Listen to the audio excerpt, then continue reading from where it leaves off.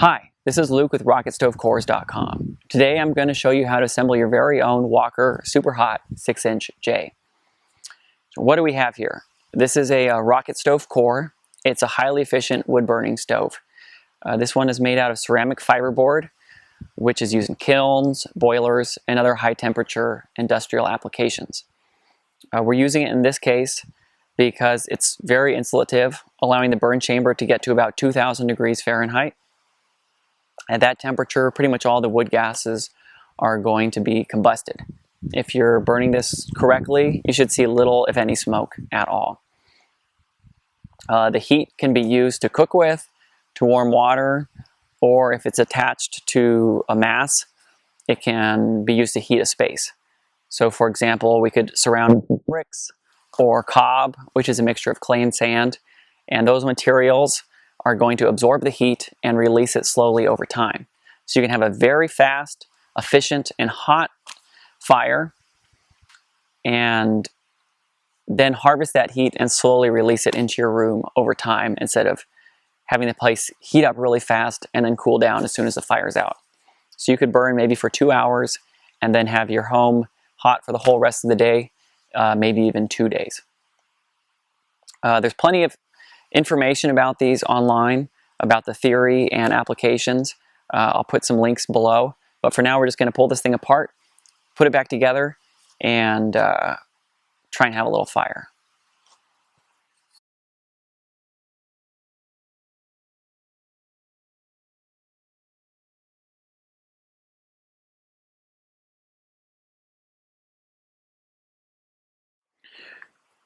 Okay, so now we're going to just put this thing together. So if you purchase one of these from me, it's going to come sent to you pre-cut out with just the ceramic fiber pieces. The bricks are not going to be included. It's pretty expensive to ship brick, so I would recommend trying to pick these up at a masonry supply store. You're going to want fire brick splits. They're 4.5 inches wide, 9 inches tall, and about 1.25 inches thick. Don't get the 2.5 inch thick regular fire bricks. Those are far too big. I probably am going to list these online for purchase since you just need 6, and I could ship them separately, but it's going to be a lot cheaper to find them locally. The ceramic fiber is going to come in a box. There won't be any nails or anything in it yet. I'll send you a small bag if you want to use the nails to pin it together. And I recommend setting it up outside, even if you're going to use it indoors, and fire it up a few times. It's going to off-gas a little bit the first few times. This has some binders in it that you're going to want to burn off. And all right, here's how you do it. So you put the base down. That's going to be the longest piece. You may wish to wear gloves.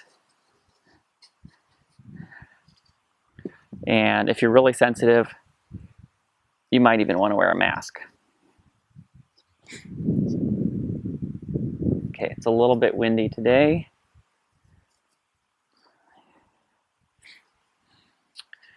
Okay, there's going to be 2 bottom pieces. All right, 2 side pieces, one for the front and one for the back. They're identical. It is going to be marked bottom because there's one side that's about 1/8 inch longer than the other. So it's not perfectly square. So make sure you put the longer piece on the bottom. Otherwise, it's not going to be flush.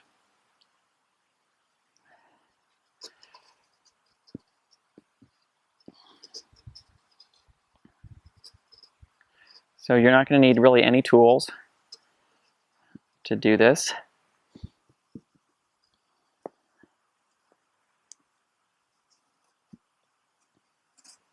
I'm going to put it in a new hole here just to show you how easy it is and to help hold it in place better.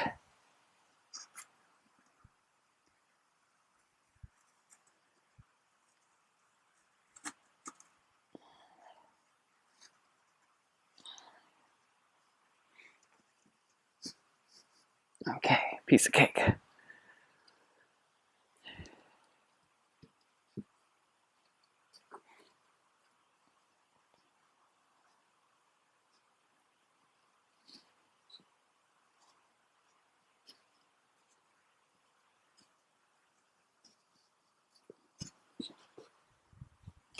Okay, we're getting there. Now we're going to take our side fill pieces.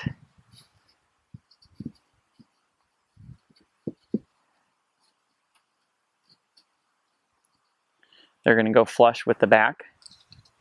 You could choose whichever side you want to be as the back. Boom. And then the bottom fill, it's going to go in between the two side fill pieces and flush with the back. Now we're going to take the back fill.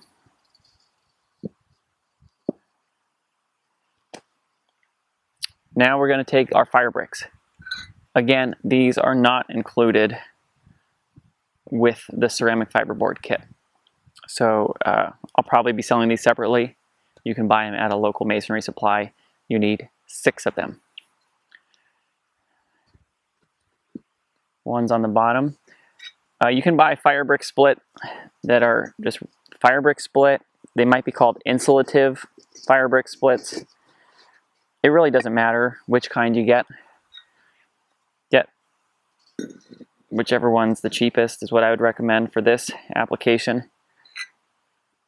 But the important thing is the size. 1 1/4 inches by 4.5 by 9.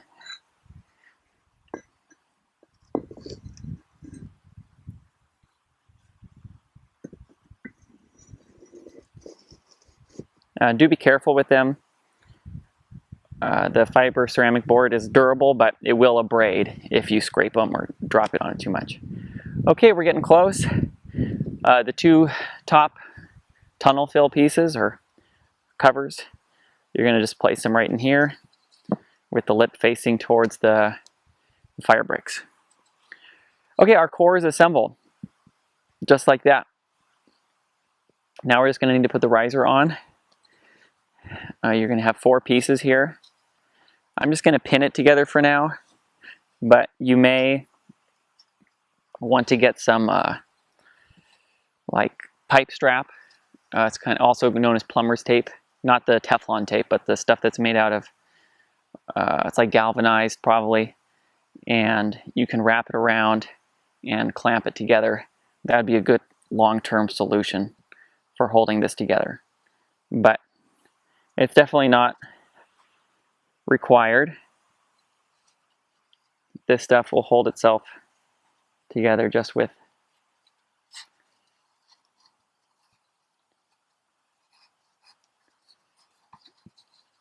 a little bit of pinning.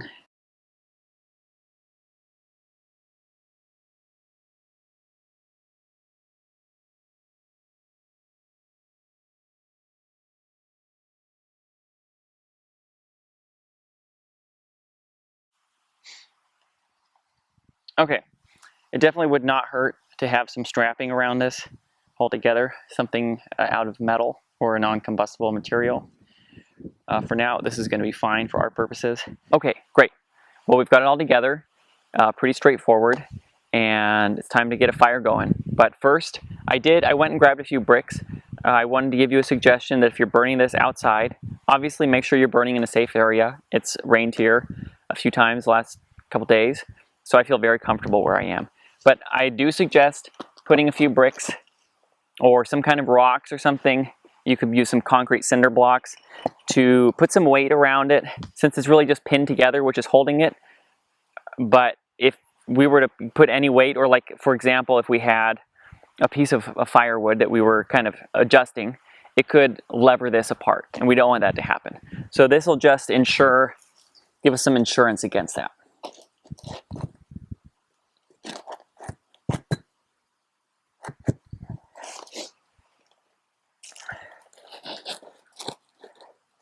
Okay, so you could also put something back here on the sides here. I feel pretty comfortable with this, and I'm ready to get going. So I'm going to start lighting a small piece. It's a little windy today, but okay. And we can either just drop it down the riser. I'm going to just kind of toss it down there, because if you had some stuff around it, you wouldn't be able to do that.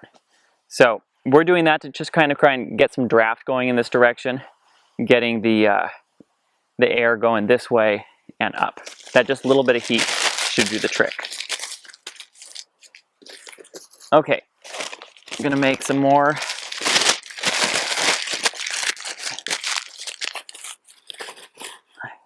paper wads here. Okay, I'm gonna light this one up.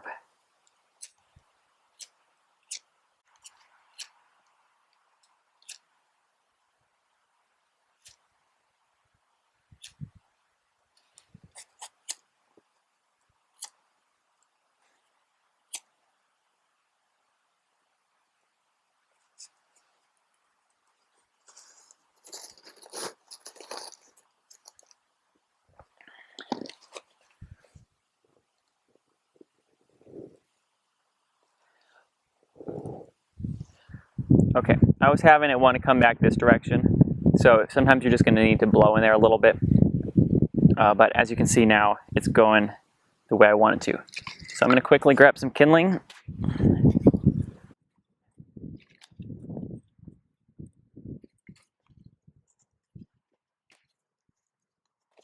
I find sometimes a little bit of cardboard's helpful too.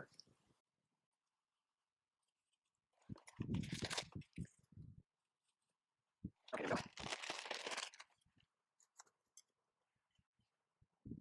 So once you got your kindling lit, you can start adding some slightly larger pieces.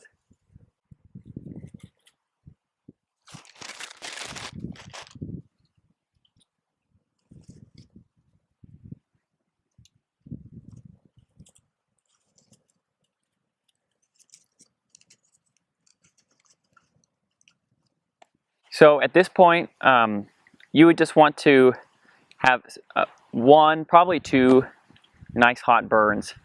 And you're going to find that it should be burning nice and clean here, but it is, the first few times, you're going to get some smoke. As this material, as the ceramic fiberboard heats up, it's going to have it has some binders in it, which are going to off-gas and smoke a little bit. And when it gets really warm, you're going to be able to feel the warmth on the side, and you'll probably get a little bit of discoloration, and definitely be getting discoloring on the inside. So if you've got some some nice dry oak, you could put that through. Something nice and hot. Even just a lot like this though are going to be fine. Just put several through. You want to get it to a nice hot temperature. I will try and grab another camera and give you a shot of what this looks like right now, so you can see the fire going sideways. It's pretty cool.